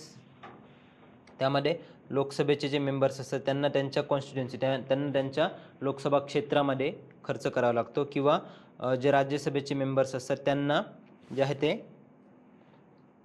ते ज्या राज्यातून निवडून गेले त्या राज्याच्या कुठल्याही भागामध्ये जे आहे ते तिथे खर्च करू शकतात. आणि त्याच्यापैकी 15% पोर्शन जो आहे तो निधीच्या 15% पोर्शन जो आहे तो SC पॉप्युलेशनसाठी, दलित लोकसंख्येसाठी, आणि 7.5% 5 करोडपैकी 15% जो आहे तो SC आणि 7.5% जो आहे तो ST पॉप्युलेशनसाठी तिथे खर्च करावा लागतो. येस. येस. 2020च्या प्रिलिम्समध्ये विचारण्यात आलेला प्रश्न होता की खासदार स्थानिक क्षेत्र विकास योजना असलेलं मराठी ते म्हटलं तर एमपीलॅड्स लक्षात ठेवणे सोपं आहे. Member of parliaments local area development scheme अंतर्गत दिलेल्या निधीच्या संदर्भात कोणती विधाने बरोबर आहेत. येस. तर एमपीलॅड्स निधीचा वापर आरोग्य, शिक्षण, पिण्याचे पाणी यासारख्या टिकाऊ मालमत्ता निर्माण करण्यासाठी केला गेला पाहिजे. बरोबर आहे. येस, बरोबर आहे वाक्य की टिकाऊ मालमत्ता तयार करण्यासाठी जो आहे त्या निधीचा वापर केला गेला पाहिजे. प्रत्येक खासदाराच्या निधीचा एक ठराविक हिस्सा अनुसूचित जाती आणि अनुसूचित जमाती लोकसंख्येच्या फायद्यासाठी वापरणे आवश्यक आहे. येस, बरोबर आहे. आपण जसं पाहिलं की 15% आणि 7.5%. नंतर तिसरं वाक्य, एमपीलॅड्स निधी वार्षिक आधारावर मंजूर केला जातो आणि न वापरलेला निधी पुढील वर्षासाठी वापरता येत नाही, नॉन लॅप्सेबल. येस. तर हे वाक्य चुकीचं आहे. एमपीलॅड्स निधी हा नॉन लॅप्सेबल असतो, म्हणजे जर एखाद्या वर्षी निधी वापरला नाही तर तो लॅप्स रद्द होत नाही, तो पुढील वर्षाच्या निधीत जमा होतो. येस. आणि चौथं, जिल्हाधिकाऱ्यांनी दरवर्षी किमान 10% कामांची प्रत्यक्ष तपासणी बंधनकारक करणे आवश्यक आहे. येस, हे पण वाक्य बरोबर. ओके. आता हा जस्ट एक आपण डिस्कस केला. मी आता एक काम करतो, उद्या किंवा आपलं जेव्हा पुढचं जे लेक्चर होईल ना त्यामध्ये पहिली 20 ते 25, काले बोललो होतो तुम्हाला मी, आज आपलं टॉपिक मोठा असल्यामुळे ते जमलं नाही. येस, कारण अजून भरपूर कव्हर करायचं आपल्याला. येस. तर पहिला अर्धा तास जो आहे तो आपण फक्त PYQs डिस्कस करणार. मी ॲक्च्युली इथेच ते स्क्रीनशॉट टाकेल. येस, ते बेटर पडेल माझ्या माहितीनुसार असे क्वेश्चन डिस्कस करण्यापेक्षा. ओके. तर सांगण्याचा उद्देश हाच की महत्त्व योजनांचं विचारले जातात. अजूनही प्रश्न जे आहे ते UPSC प्लस MPSC मध्ये विचारले जात आहेत. ओके. चलो. WTO सदस्यत्व 1 जानेवारी 1995ला, आणि ही स्कीम त्यावेळेस सर तुम्ही म्हणाल की सर आता प्रत्येक योजनाच एवढ्या डिटेलमध्ये करायची का? नाही, मी ज्या काही सांगेल, ज्या फॅक्ट्स लक्षात ठेवा तेवढाच ठेवा. आता ही योजना दरवर्षी काही ना काहीतरी कारणामुळे न्यूजमध्ये असते. आता मागच्या वर्षी एका पार्लमेंटरी कमिटीने, संसदीय समितीने असा निर्णय दिला की ही योजना बंद कर, कारण त्याचा एवढा इम्पॅक्ट होत नाही. त्याच्यामुळे परत एकदा ही योजना न्यूजमध्ये, त्यामुळे हाय चान्सेस की परत एकदा क्वेश्चन जो आहे तो येऊ शकतो. ओके. तर ती कधी सुरू करण्यात आली? 23 डिसेंबर 1993ला. ती कोणत्या मिनिस्ट्री मार्फत राबवण्यात येते? कोणत्या मिनिस्ट्री मार्फत? तर ministry of statistics and programme implementation या मिनिस्ट्री मार्फत जी आहे ती योजना राबवण्यात येते. हे लक्षात असू द्या. सेंट्रल सेक्टर स्कीम आहे, केंद्रीय क्षेत्र योजना आहे. Ministry of statistics and programme implementation या मिनिस्ट्रीच्या अंडर जी आहे ती योजना राबवण्यात येते. नंतर WTO 8वी योजना बघतोय आपण. WTO सदस्य होते. 1 जानेवारी 1995ला भारत WTOचा संस्थापक सदस्य झाला, ते पण आपल्याला पाहायचं आहे. नंतर माध्यान्ह भोजन योजना 1995ला आणण्यात आली. मिड डे मील स्कीम, त्यामध्ये पटसंख्या वाढ आणि कुपोषण रोखणे ह्या हे महत्त्वाचे जे आहे ते भाग होते. ओके. आणि 73वी व 74वी घटना दुरुस्ती जी आहे त्याची अंमलबजावणी करण्यात आली 8व्या योजनेमध्ये. नंतर अजून काय आलं बरं, नॅशनल सोशल असिस्टन्स प्रोग्राम, राष्ट्रीय सामाजिक सहाय्य कार्यक्रम. यस, हे कधी 1995ला जे आहे 15 ऑगस्ट 1995ला 15 ऑगस्ट 1995ला जे आहे ते तिथे स्थापन करण्यात आले. 15 ऑगस्ट 1995 ही योजना आणण्यात आली. राष्ट्रीय सामाजिक सहाय्य कार्यक्रम, त्यामध्ये 3 उपयोजना होत्या. त्या कोणत्या? तर राष्ट्रीय वृद्धापकाळ निवृत्ती वेतन योजना, निराधार वृद्धांना पेन्शन, राष्ट्रीय कुटुंब लाभ योजना, कमावत्या व्यक्तीच्या मृत्यूनंतर कुटुंबाला जे आहे ती आर्थिक मदत, आणि राष्ट्रीय मातृत्व लाभ योजना, गरीब गर्भवती महिलांना सकस आहारासाठी जी आहे ती आर्थिक मदत करणे. ओके. हे 8व्या योजनेच्या अंडर जे आहे ते आणलं गेलं. कामगिरी काय होती तर 5.6% आणि 6.8% प्रत्यक्ष सध्या. सर्वात यशस्वी योजनांपैकी एक योजना होती. ही देखील लक्षात ठेवायचे तुम्हाला फॅक्ट्स 8व्या योजनेच्या. येस, आता 9वी पंचवार्षिक योजना. 9वी पंचवार्षिक योजना, त्याची थीम काय होती? सामाजिक घोषवाक्य, सामाजिक न्याय आणि समतेसह आर्थिक वाढ. 1997 ते 2002 या काळामध्ये जी आहे ती योजना राबवण्यात आली. सामाजिक न्याय आणि समतेसह आर्थिक वाढ. ओके. गोष्टी समजतायत? क्लिअर? लिंक लागते तर ॲज सच कन्सेप्ट्स नाही आहेत, फक्त फॅक्ट्स आहेत. तर ही काही डाऊट नाही आहे ना? कारण मी सांगतोय तुम्हाला ते समजलंही पाहिजे. क्रम लक्षात ठेवा, क्रम रिव्हिजन लागेल यासाठी. आजचं लेक्चर झाल्यावर परत एकदा तुम्हाला जे ते वाचायचंय, गो थ्रू करायचंय. यस, प्रश्न एक तर डायरेक्टली विचारू शकतायत ते, किंवा कालानुक्रम लावण्यास देखील सांगू शकतायत. कृषी विकास, त्याची उद्दिष्ट काय होती? कृषी विकास, ग्रामीण रोजगारात वाढ करणे. तेच सगळ्या योजनांची उद्दिष्ट एकसारखीच होती, त्यात नवीन काही नाही, नवीन फक्त योजना आहेत. स्वर्ण जयंती ग्राम स्वरोजगार योजना, ही 9वी योजना. 9व्या योजनेच्या अंडर जे आहे ते स्वर्ण जयंती ग्राम स्वरोजगार योजना जी आहे ती आणण्यात आली. तुम्ही लिहून घेताय ना? किंवा मी जे अतिरिक्त फॅक्ट सांगतोय, कधी कधी अतिरिक्त माहिती देतो ती लिहून घेताय, कारण नंतर रिव्हिजनच्या वेळेस जे आहे ते कामात येईल तुम्हाला. चलो, स्वर्ण जयंती ग्राम स्वरोजगार योजना 9व्या पंचवार्षिक योजनेच्या अंडर जी आहे ती आणण्यात आली.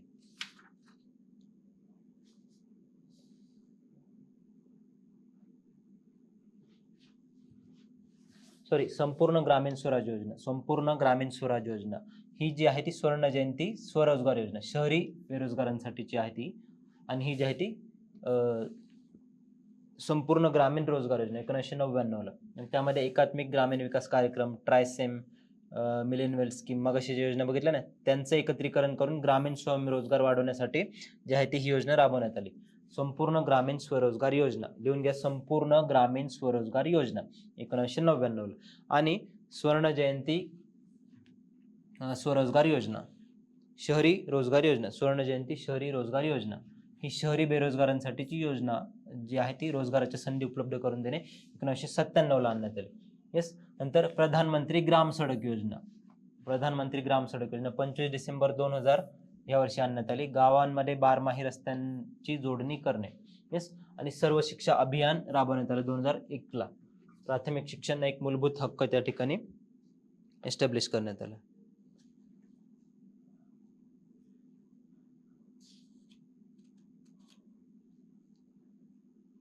अन्नपूर्णा योजना ही देखील राबवण्यात आली. अन्नपूर्णा योजना लिहून घ्या. 9व्या योजनेच्या अंडर अन्नपूर्णा योजना लिहून घ्यायचंय. ही योजना देखील एप्रिल 2000 मध्ये सुरू करण्यात आली. 60 वर्ष वयाच्या ज्येष्ठ नागरिकांना मोफत 10 किलो अन्नधान्य पुरवठा करणे हे या योजनेचं उद्दिष्ट होतं. अन्नपूर्णा योजना. येस.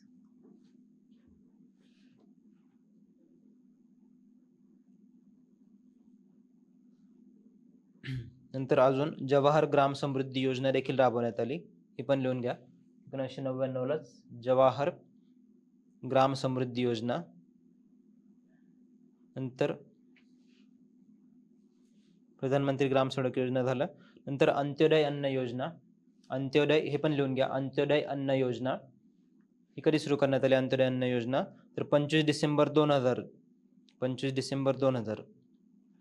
ती गरिबातल्या गरीब कुटुंबांना दरमहा 25 किलोग्रॅम अन्नधान्य पुरवठा, 2 रुपये किलो गहू आणि 3 रुपये किलो तांदूळ या भावाने देण्याची योजना होती.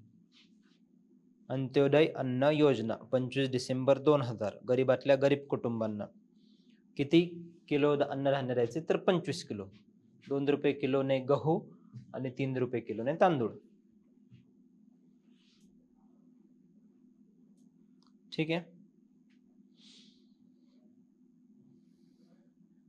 6 ते 7 योजना सांगितल्या मी, ह्या 4-5 आणि ज्या बाकीचे 2-3 सांगितले. जवाहर ग्राम, परत सांगू का? जवाहर ग्राम समृद्धी योजना, जवाहर ग्राम समृद्धी योजना 1999ला आणण्यात आली. ग्रामीण पायाभूत सुविधांची निर्मिती करणे. जवाहर ग्राम समृद्धी योजना, ग्रामीण पायाभूत सुविधांची निर्मिती करणे.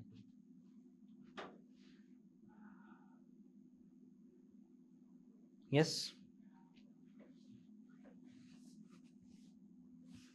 तिची कामगिरी 6.5% आणि 5.4% प्रत्यक्ष साध्य. इथे पण जागतिक मंदी, कारगिल युद्ध, त्यामुळे लक्ष जे आहे ते अपूर्ण राहील. आता 10वी पंचवार्षिक योजना 2002 ते 2007, 10वी पंचवार्षिक योजना 21व्या शतकात पदार्पण केलंय. ठीक आहे. आता यामध्ये जे आहे ते साक्षरता लक्ष, आता थोडंसं इथे व्याप्ती वाढते म्हणजे आतापर्यंत रोजगार निर्मूलन, रोजगाराच्या संधी उपलब्ध करून देणे किंवा गरिबी निर्मूलन करणे, हेच पायाभूत सुविधा निर्माण करणे, म्हणजे थोडंसं जे आहे ती व्याप्ती वाढते योजनांची. ते आता साक्षरता जे आहे ती साक्षरतेचं लक्ष ठेवण्यात आलं. येस. 2007 पर्यंत, एक मिनिट, इथं आकडा काहीतरी राहायला वाटतं, मला बघावं लागेल एकदा. 10वी पंचवार्षिक योजना आहे ना. येस. 2007 पर्यंत साक्षरतेचं प्रमाण जे आहे ते 75% नेणे आणि 2012 पर्यंत 80%. 2007 पर्यंत 75% लोक साक्षर झाले पाहिजेत आणि 2012 पर्यंत 80% लोक जे आहे ते साक्षर झाले पाहिजेत. येस. नंतर अजून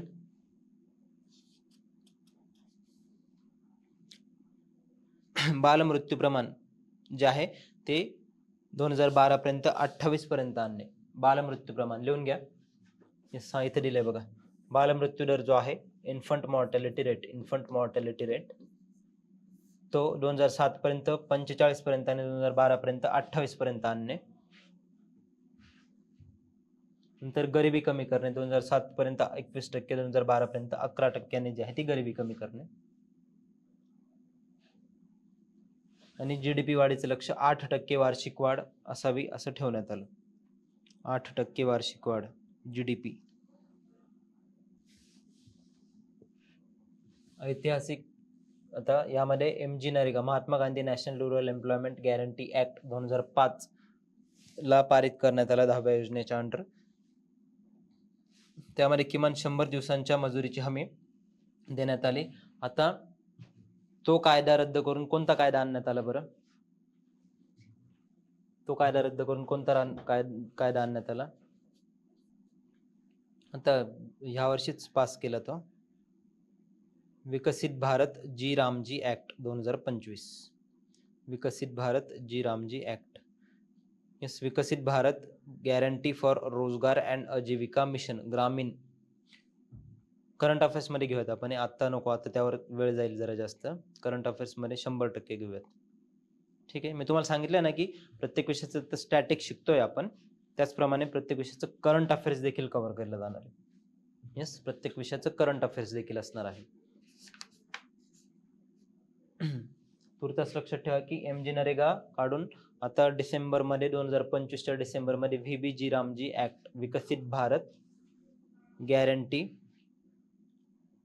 फॉर रोजगार अँड आजीविका मिशन ग्रामीण ऍक्ट जो आहे तो आणण्यात आलेला आहे. नंतर भारत निर्माण योजना आणण्यात आली 2005 ला. रस्ते, वीज, पाणी, घरे, सिंचन, टेलिकॉम याच्यासाठी भारत निर्माण योजना आणण्यात आली. भारत निर्माणवर आय थिंक UPSC मध्ये प्रश्न पण आलेला आहे, तो देखील आपण कव्हर करणार आहोत.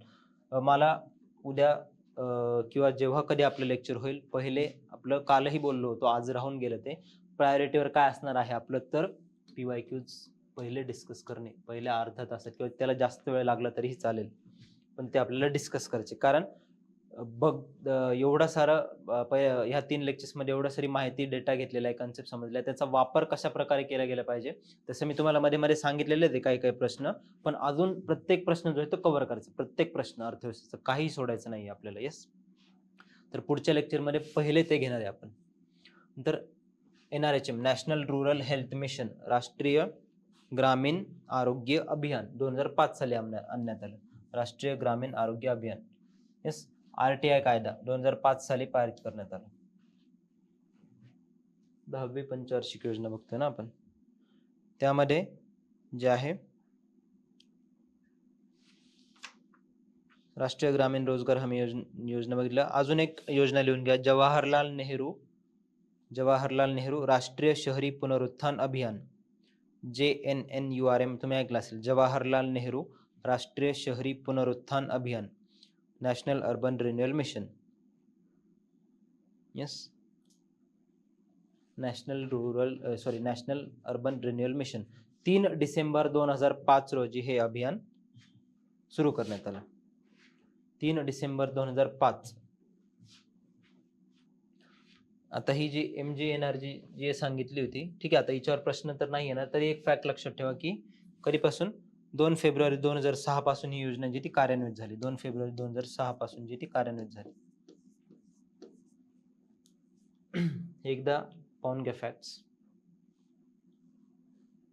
PDF असेलच तुमच्याकडे. येस,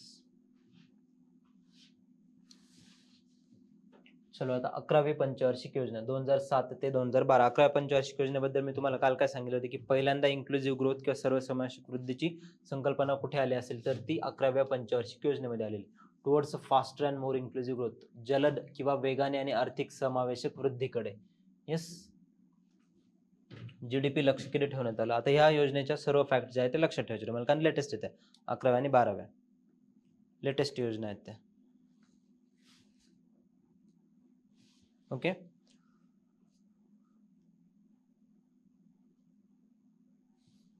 दोन 2007 ते 2012. GDP वाढ किती, तर 9% वार्षिक वाढ घडवून आणणे, कृषी विकासाचा दर 4% ठेवणे, रोजगार 7 कोटी नवीन रोजगार उपलब्ध करणे, इन्फंट मॉर्टॅलिटी रेट बालमृत्यू दर जो आहे तो 28 पर्यंत कमी करणे, आणि मॅटर्नल मॉर्टॅलिटी रेट माता मृत्यू दर जो आहे तो 1 पर्यंत कमी करणे. येस, अशा प्रकारे त्याची उद्दिष्ट होती. नंतर त्यात राष्ट्रीय स्वास्थ्य विमा योजना 2008 ला आणण्यात आली, राष्ट्रीय स्वास्थ्य विमा योजना. नंतर शिक्षण हक्क कायदा, राईट टू एज्युकेशन ऍक्ट जो आहे तो 6 ते 14 वयोगटाच्या मुलांसाठी मोफत व सक्तीचे शिक्षण तिथे तयार करण्यात देण्यात आले. येस, मोफत व सक्तीचे शिक्षण. ते संविधानाच्या कोणत्या कलमानुसार बरं, राईट टू एज्युकेशन ऍक्ट संविधानाच्या कोणत्या कलमानुसार जो आहे तो स्थापन करण्यात आला?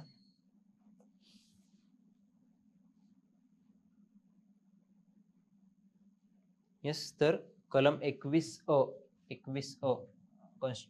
आर्टिकल 21A 86व्या घटना दुरुस्तीद्वारे जे आहे ते ऍड करण्यात आले. 86 कॉन्स्टिट्यूशनल अमेंडमेंट ऍक्ट, 86वी घटना दुरुस्ती. ओके, 86वी घटना दुरुस्ती.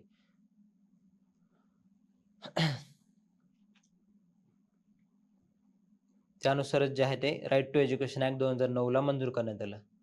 त्यामध्ये राज्यात 6 ते 14 वयोगटातील सर्व मुला-मुलींना मोफत आणि सक्तीचे शिक्षण देण्यात यावे अशी तरतूद करण्यात आली. येस, नंतर राजीव गांधी आवास योजना 2011 ला स्थापन करण्यात आली. जननी सुरक्षा योजना जी आहे ती 2013 ला आणण्यात आली. सॉरी, 13 नाही, जननी सुरक्षा योजना जी आहे ती, एक मिनिट,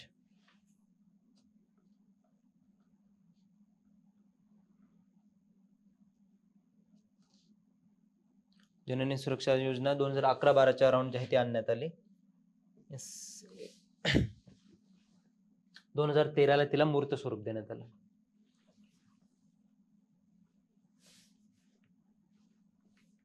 आर्थिक कामगिरी हे एकदा बघून घ्या फक्त 11व्या पंचवार्षिक योजनेचा. तर 12वी पंचवार्षिक योजना. आता यात सस्टेनेबल हा शब्द जोडला गेला, शाश्वत हा शब्द जोडला गेला. Faster, more inclusive and sustainable growth. Yes, 21A बरोबर. GDPचं उद्दिष्ट, सुधारित उद्दिष्ट 8% ठेवण्यात आलं. येस, सुधारित उद्दिष्ट जे आहे ते 8% ठेवण्यात आलं. सुरुवातीला किती होतं? 9% होतं 11व्या योजनेनुसार. नंतर 8% असं करण्यात आलं. कृषी क्षेत्राचा दर जो आहे तो 4%, मॅन्युफॅक्चरिंग किंवा उत्पादन क्षेत्राचा दर जो आहे तो 10% वाढवणे, गरिबीचं प्रमाण जे आहे ते 10% कमी करणे. इथे नाही आहे, लिहून घ्या.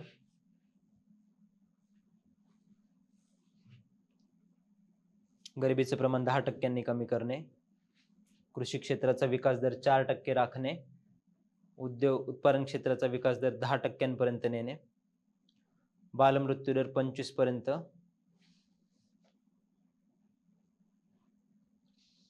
सरासरी शालेय वर्ष 7 वर्षांपर्यंत वाढविणे,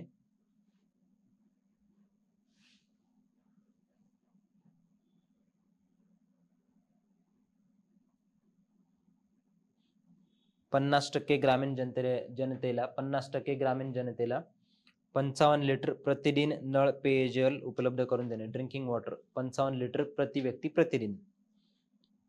हे कोणाला? तर 50% ग्रामीण जनतेला.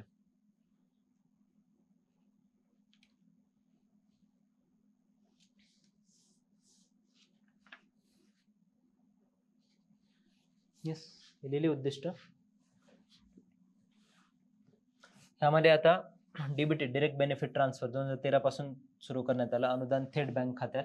नॅशनल फूड सिक्युरिटी ऍक्ट 2013 ला हा कायदा पारित करण्यात आला. नॅशनल फूड सिक्युरिटी ऍक्ट 2013 ला, ते पण लिहून घ्यायचं आहे. येस, थांबा आता याबद्दल आता याचा विषय काढला असेल तर एकदा डिटेलमध्ये थोडं बघूया, कारण यावर जे आहे ते प्रश्न विचारले गेलेले आहेत. मागच्या वर्षी MPSCच्या पूर्व परीक्षेमध्ये दर 1-2 वर्षांनी विचारले जातात. ते थोडक्यात कव्हर करूयात आपण याला, चालेल? बघा, राष्ट्रीय अन्न सुरक्षा कायदा भारतातील भूक आणि कुपोषण दूर करण्यासाठी त्याचं उद्दिष्ट काय? तर भूक आणि कुपोषण जे आहे ते दूर करणे. 2013 पास करण्यात आला. आणि अन्नाचा अधिकार, याचं सर्वात महत्वाचं, याचं महत्व काय बरं? अन्नाचा अधिकार जो आहे, अन्न मिळवण्याचा अधिकार, एक कल्याणकारी योजना न ठेवता कायदेशीर हक्क त्याला बहाल करण्यात आला. कायदेशीर हक्क, अन्नधान्याचा किंवा अन्नाचा हक्क कायदेशीर म्हणजे कायद्याद्वारे स्थापित करण्यात आला. ते कुठल्याही प्रकारे योजना नाही राहिली, कायद्याचं स्वरूप देण्यात आलं त्याला. येस, जर ते नाही मिळालं तर तुम्ही जे आहे ते कोर्टात दाद मागू शकता. ओके, मग त्यामध्ये आता मुख्य उद्दिष्ट मी तुम्हाला सांगितलं की खाद्य आणि पोषण सुरक्षा जे ती प्रदान करणे. येस, आता व्याप्ती आणि लाभार्थ्यांची निवड कशी केली जाते बरं? हा कायदा जो आहे, लिहून घ्या, हा कायदा ह्यात नाही मेन्शन केलेलं, तरी पण एकदा लिहून घ्या. हा कायदा भारतातील एकूण लोकसंख्येच्या 67% लोकसंख्या, एकूण लोकसंख्येच्या 67% लोकसंख्येला कव्हर करतो. येस, 67% लोकसंख्येला कव्हर करतो. हा, धन्यवाद.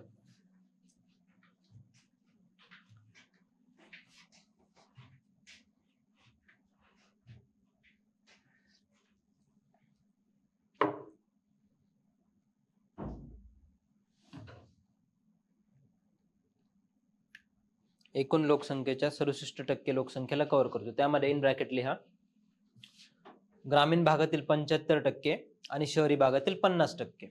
ग्रामीण भागातील 75% आणि शहरी भागातील 50%.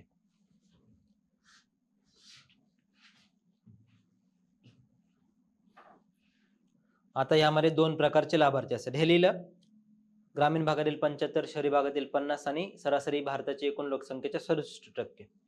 येस, त्यामध्ये 2 प्रकारचे लाभार्थी असतात. 2 प्रकारचे लाभार्थी. पहिला, अंत्योदय अन्न योजनावाले. अंत्योदय अन्न योजना. अंत्योदय अन्न योजना मी तुम्हाला सांगितलं होतं 2000 कधी आणली ती? 2000 साली आणली. 2000 साली 10व्या पंचवार्षिक योजनेमध्ये.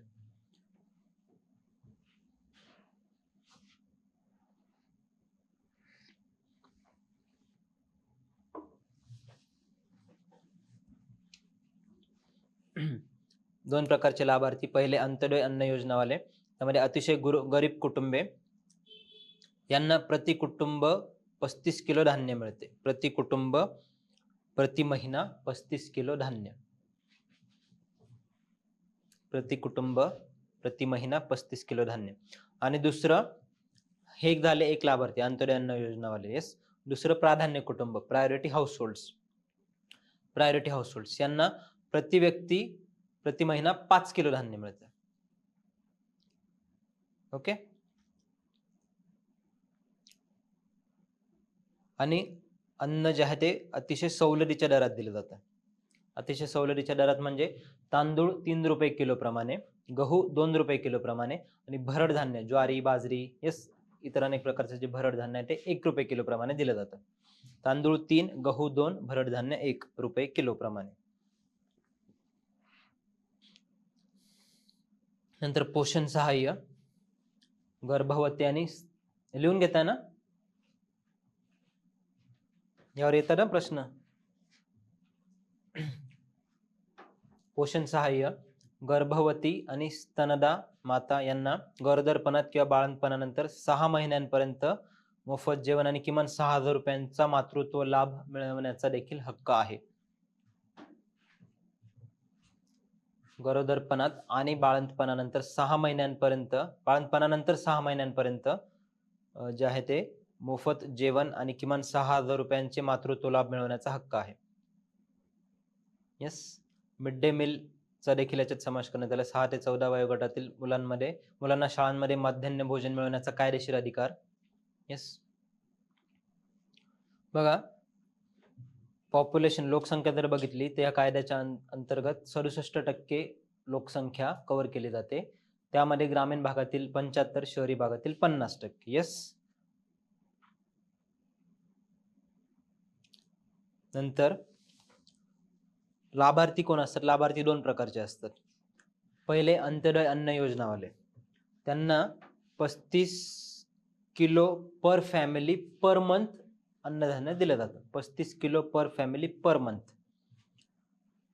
हे झाले पहिले लाभार्थी. दुसरे लाभार्थी प्रायोरिटी हाऊसहोल्ड्स, प्राधान्य कुटुंब. येस. त्यांना 5 किलो पर पर्सन पर मंथ दिलं जातं. नंतर काय सांगितलं होतं मी, ते धान्य किती रुपये किलो प्रमाणे दिलं जातं? 3 रुपये किलो प्रमाणे तांदूळ, 2 रुपये किलो प्रमाणे गहू आणि 1 रुपया किलो प्रमाणे भरड धान्य जसे की ज्वारी, बाजरी. नंतर पोषण सहाय्य गर्भवती आणि स्तनदा माता, त्यांना जे आहे ते बाळंतपणानंतर 6 महिन्यांपर्यंत मोफत जेवण किंवा न्यूट्रिशन किंवा 6000 रुपयांचा मातृत्व लाभ मिळवण्याचा हक्क आहे.